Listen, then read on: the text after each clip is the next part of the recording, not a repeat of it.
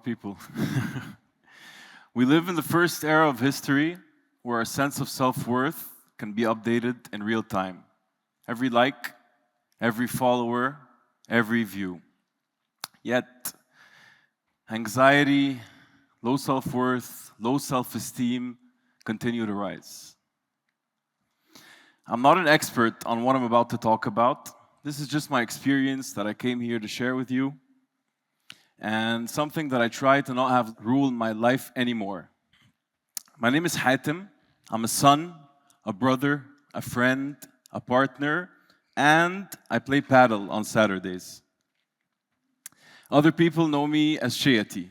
I'm a music producer, a live act, a musician, a songwriter, and a singer. And just to show you how much my internal dialogue still messes with me till today, standing here on this stage, every single time I say singer, there's a voice that pops up inside my head, like a monster, and it tells me, no, you're not. Again, I'm not an expert. This is just my story and my experience. So I'll go back to when I was a kid.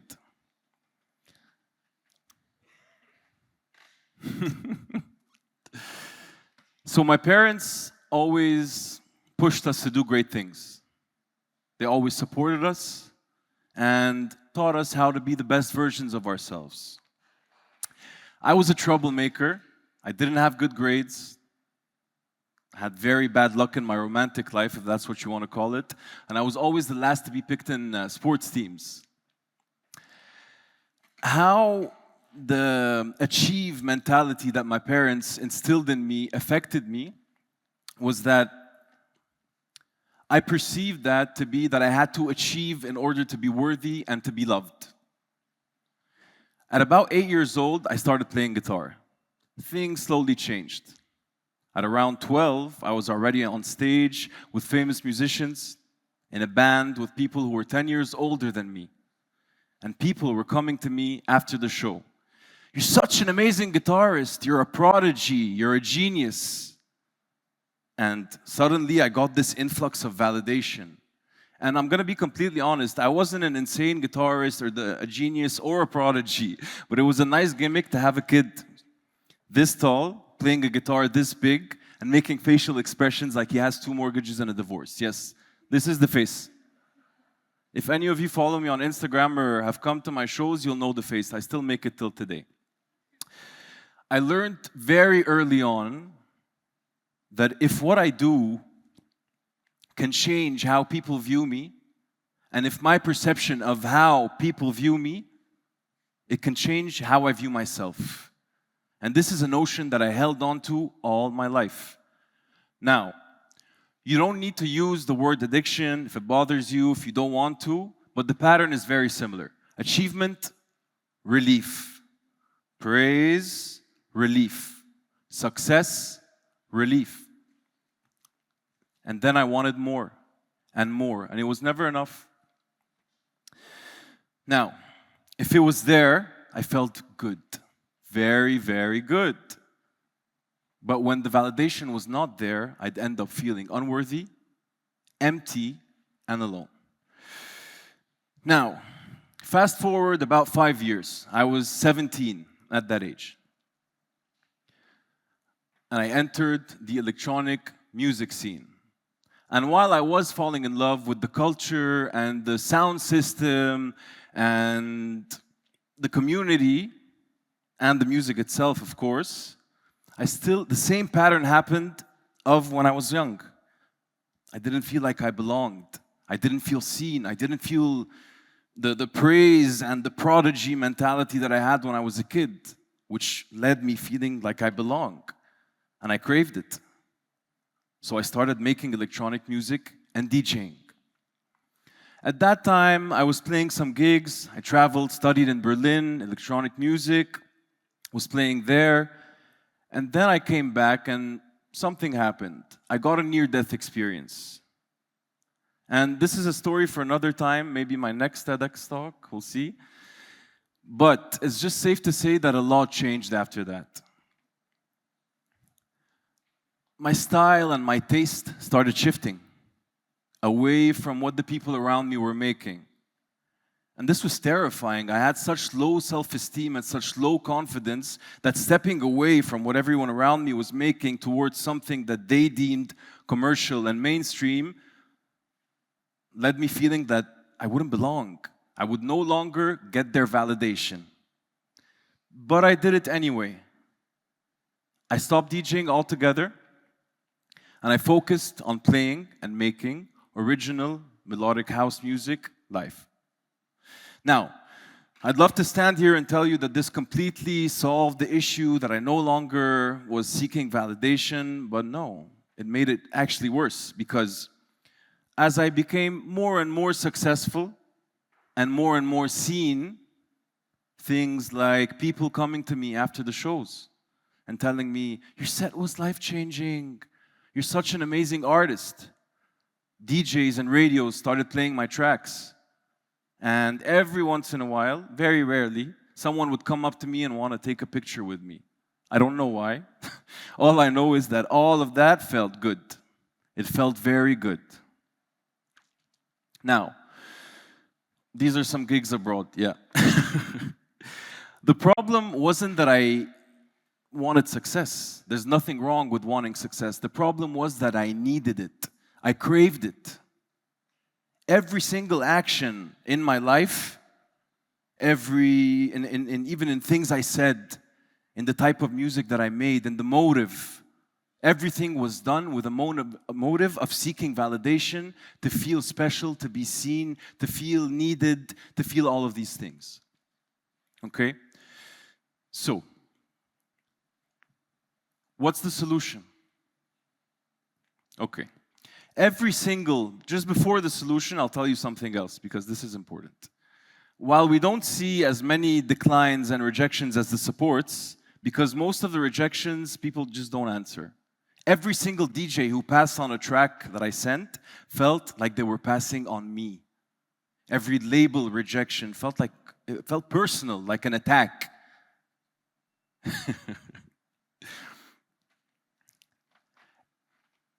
The art that I was even making, the motive of it,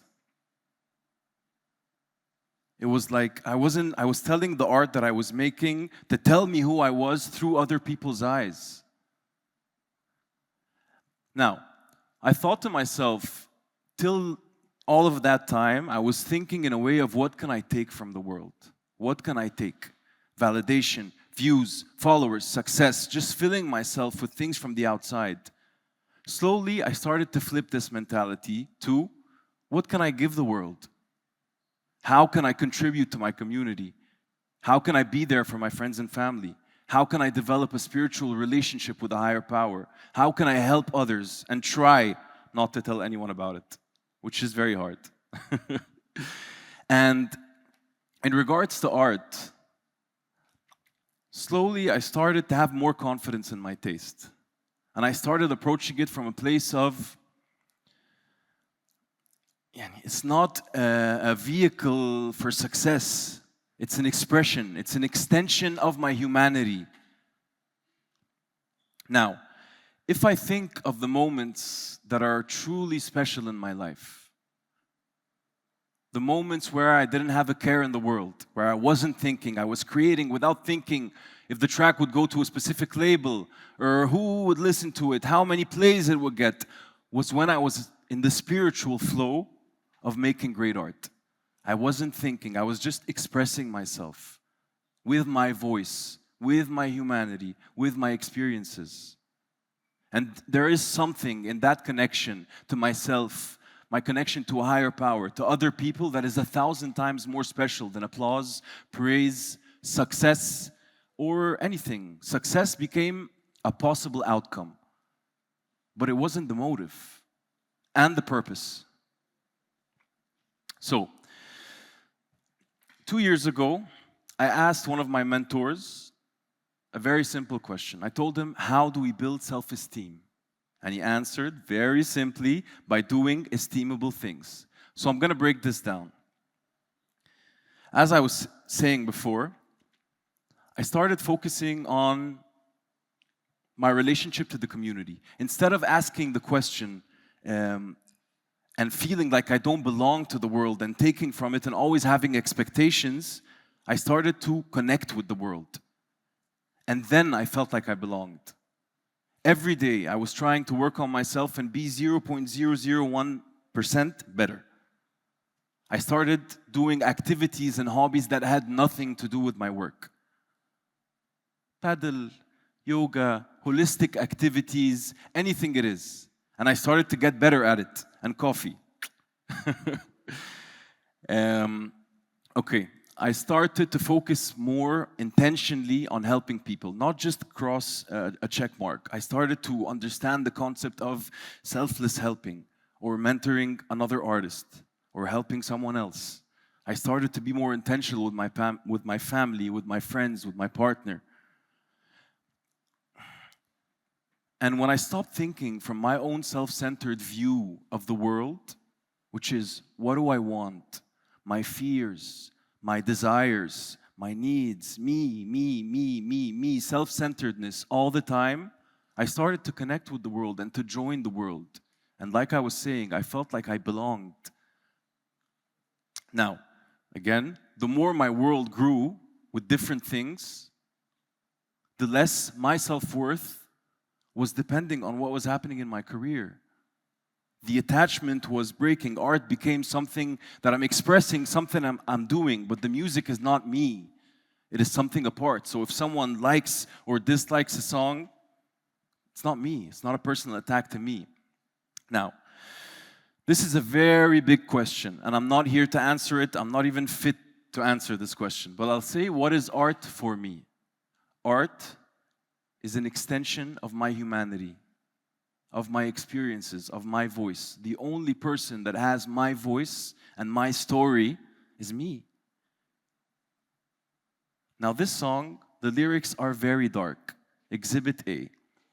I'm scared of the journey, of the future that I'm yearning. Are you my heroine? Art is my escape away from the emptiness. It just makes me shiver that it's pretty dark. And usually we hear love songs or summer songs or breakup songs. And sure, I may write some songs about that, but that is not all I write. This may not be what people want to hear, but this is part of what I have to say. I am a multifaceted human being, thus a multifaceted artist with different emotions, different thoughts, different feelings, and that should come out in the music. Who I am and what I have to say and what I've gone through should come out in my art. That's how I understand it. Once I started creating from that place, without motive, if I have a song that completely blows, doesn't do well on any streaming platform, just like Heroin, by the way, the other song, then it won't make me hate it any less. I'll still listen to it and love it and connect to it because it's part of me. It's part of me, kida, like I was saying, not me. And the opposite is also true. If I make a song with a motive to be seen, to have validation, to have a certain outcome while I'm creating and not in the spiritual flow, my experience has been that if it gets 10 million plays, it won't make me love the song more or myself. Now, I'd love to stand here and tell you all that I've completely solved this problem. I haven't. But I was talking to a friend of mine a few days ago on WhatsApp. She's a great artist sitting somewhere here. And this was one of the smartest things I've ever said in my life, by the way. That's why I framed it so bold. And we were talking about art and about self-esteem and about creating and things. And I told her, your worth doesn't lie in the work. Your work's worth lies in you. I'm not cured. I'm not fixed. I still catch myself getting disappointed by rejection. I still catch myself getting excited by success or leaning in to see how many views my new song got. But I went inside and I put the phone here for a reason, face down. for me to be present with you. And I try to do that intentionally. I try to leave my phone. I delete Instagram sometimes for 2 days because I don't want to think of that. I want to be here. I want to be here and feel my feelings, like the Gen Z say, and try to express them in what I do. And when I catch myself going back to the seeking validation, whether in art or in what I say or in anything, I go back to what grounds me.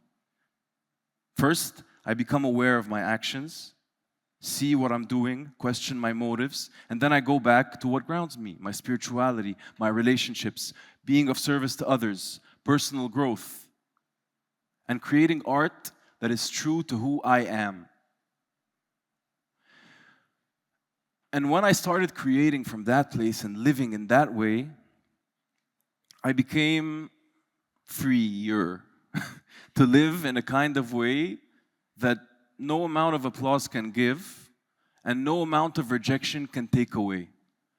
Validation may tell me how people feel about what I create, but it can never tell me who I am. Thank you.